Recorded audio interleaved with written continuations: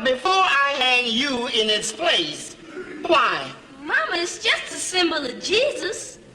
Well, hello, symbol, and goodbye. JJ painted him. Don't finger me, Michael. I had him in the closet where he wasn't performing no miracles for nobody. Searching for black Jesus. Oh, yeah. Supporting Jews and shit, you know what I mean?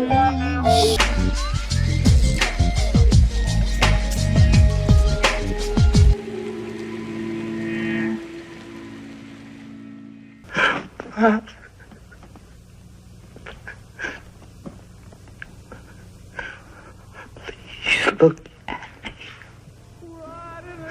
Please, Pops.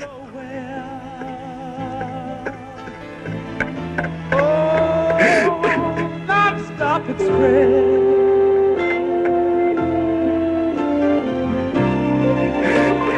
How we gonna do it? The education of Sonny Carson. It's a long, hard road to nowhere and a longer way back. So he took me to see this movie called The Education of Sonny Carson. Yeah. Okay. And when we left the theater, he was into That's Real Black. And I was into, no, it ain't. He said, oh, yes, it is. I said, no, it ain't. He said, yes, it is. I said, excuse me, Steve, how many black neighborhoods you been in? He said, none. I said, well, as somebody that was raised in the hardest black neighborhood in America, whenever they talk about crime and violence in America, the two places they always talk about is Bedford-Stuyvesant in Brooklyn and Cabrini Green in Chicago, and I grew up in Cabrini Green. The work of Dr. John Calhoun at the National Institute of Health in Washington, D.C. has attempted to answer this question. In a unique experiment that took years to complete, Dr. Calhoun used white mice to study population growth and its effects on individual behavior. In addition to his renowned research papers, he has recorded some of these observations on film. In this 16-cell mouse habitat, utopian conditions of nutrition, comfort, and housing were provided for a potential population of over 3,000 mice. Yet, in spite of ideal conditions, the mouse population met with catastrophe. What's going on in Chicago? I said the other day, what the hell is going on? Particularly about the violence. But to understand the state of Black Chicago neighborhoods, one must know the history of those neighborhoods. When Black people fled from the South during the 20th century to Chicago, they often faced competition for jobs and housing from European immigrants. Through the 20s and 30s, many Chicago neighborhoods had covenants barring Black people from moving in. Thanks to the 1934 Housing Act, residents in certain areas were denied loans, mortgages, and insurance. These areas were often lined in red on maps for banks and were surprised predominantly Black. Black people were forced to contract buy or rent overpriced and overcrowded apartments, which made financial situations worse for people who were usually getting paid less than their white peers. Plus, less jobs meant more crimes for survival, usually via drugs or prostitution. Good time. Anytime you need a payment. Good time. Anytime you need a free. Good time. Anytime you're out from under. Not getting hassled, not getting hustled. Keeping your head above water. Making a way when you can. Temporary layoffs. Good times. Easy credit rip-offs. Good times. Scratching and surviving. Good times. Hanging in a jar. Good times. Ain't we lucky we got 'em? Good times.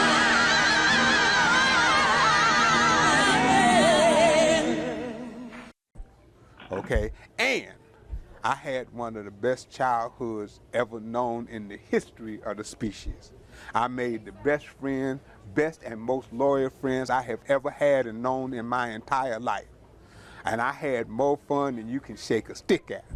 I say the thing that's wrong with the education of Sonny Carson and most of these Black movies is they show all what's wrong with being Black.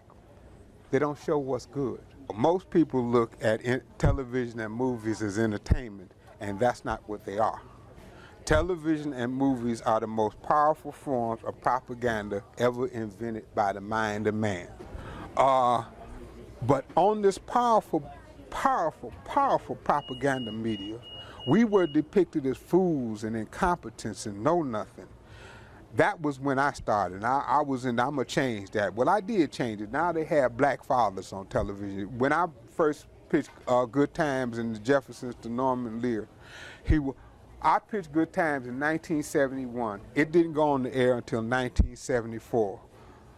Me and Norman must have had 30 meetings in those 3 years. The one note I got in every meeting without fail was, you gotta get rid of the father. A strong black man in a sitcom don't work, okay? They didn't. I had to fight and argue with Norman Lear for 3 years to show a complete black family on television. But man, what so many people loved about it was the positivity of family, because that's what's really there a lot of times. Yes. Now, that's not the part that gets portrayed in the news. Right. Because all we get is the negative that's glamorized. But there's a lot of people in the hood, man, that are great people, go to church, go to work. Right. Yeah, all of that, that really do Well, I give a lot of that. I give a lot of that to Esther Roll, because she wanted a husband on the show. They wanted to do it without a husband. And she said, no, I want a husband on the show because I was raised with a father and a mother, and I know I was raised with a father and a mother, and I wanted America to see that black men stay with their families and raise their children. Right. That was important. The actress agreed to star in The Black Family under one condition. The father had to stay in the script. I introduced the black father to this country. There never had been one in the whole of the country. And I risked my job by saying I won't do it unless you give me a husband for my children. Okay, now we are not just fools and idiots, we're gangsters and thugs and murderers. We get to show some nice black people, but they in white neighborhoods, but not in the ghetto, not where there is an abundance of poor black. There's nobody there that has any conscience, soul, morals, beliefs, concepts. All they are stupid thugs. That's what we've become. And I'm against that as much as I was against the buffoonery. See, my thing is, most of these black movies, they glorify gangs, like this one Denzel Washington is in. My thing is, when they do these movies, all these little black kids run out into, they ain't got no money. Like I didn't have no money. They run out into the streets and they want to do all this stuff. 50 Cent, Get Rich or Die Trying, Denzel Washington. They go out there and they kill people. They rob people. Okay? They get these ideas from the screen, from television and movies. Okay? And one of the reasons that I'm such a problem in Hollywood is because they don't print enough money to make me degrade black people or to inspire some kid to go out and kill his brother. They don't print that much money. They can't print it. And that's why I have problems in Hollywood, because I will not degrade black people and I will not promote gang warfare, and I'm adamant about that. Mama, couldn't we at least let Black Jesus hang alongside? Forget it. The only Jesus I know is him, and the one thing he don't need is a partner. Mama, how do we know Jesus wasn't black? He could have been from the lost tribe of Israel. They were supposed to be black. I bet they were. If ever people were lost, we're it. We want to make it clear to black youth that if they want to be revolutionaries, they will be dead revolutionaries.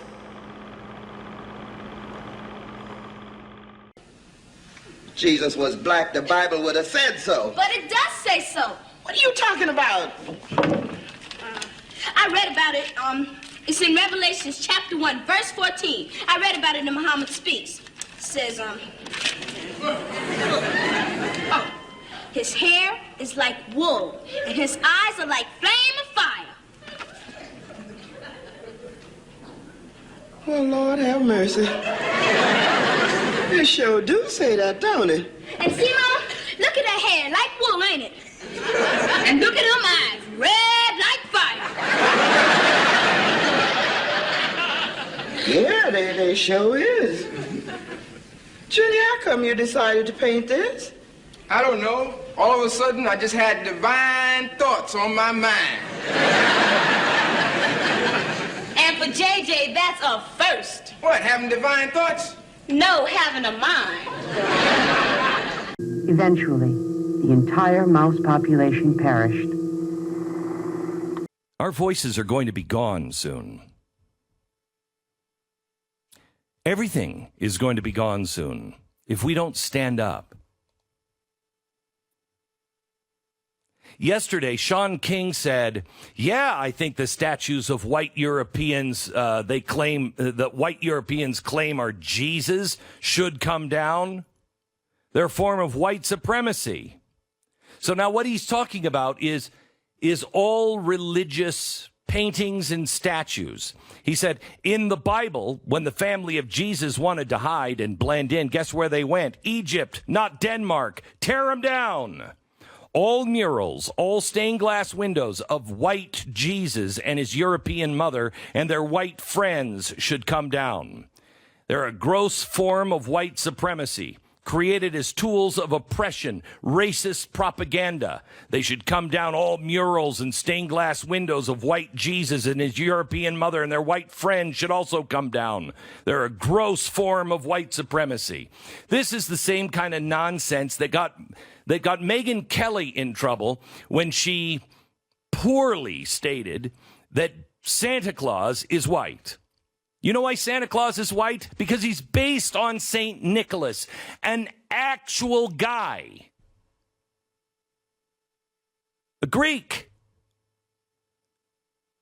Santa Claus should probably look more Greek,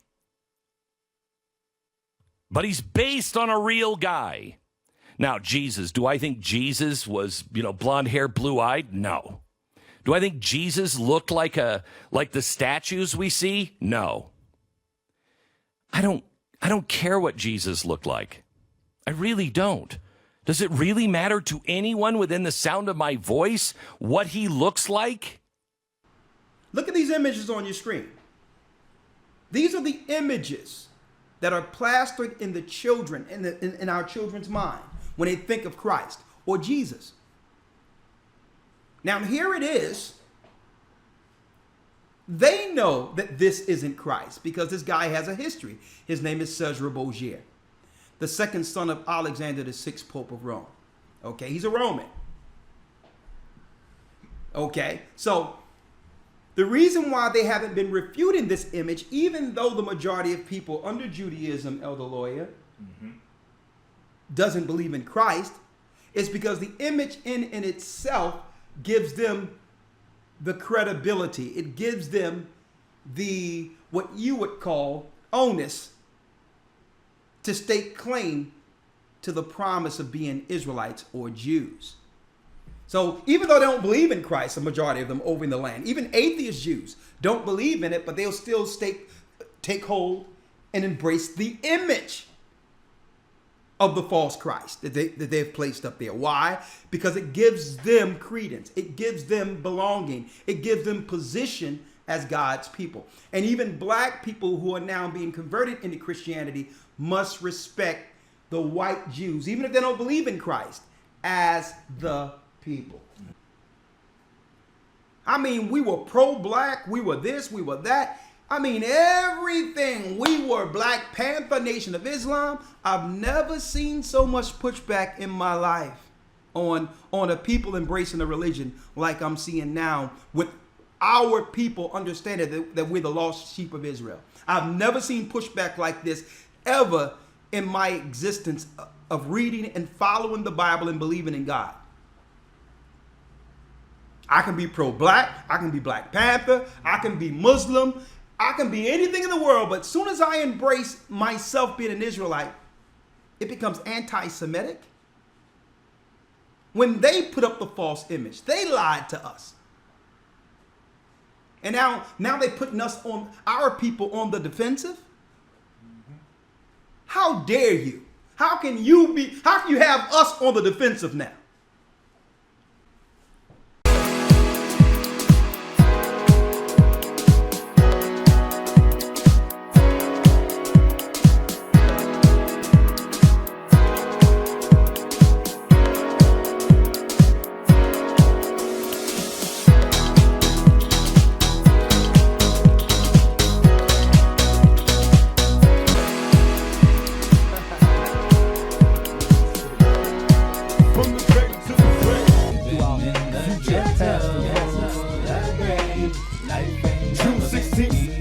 1971. Mama gave birth to a hell-raising heavenly son.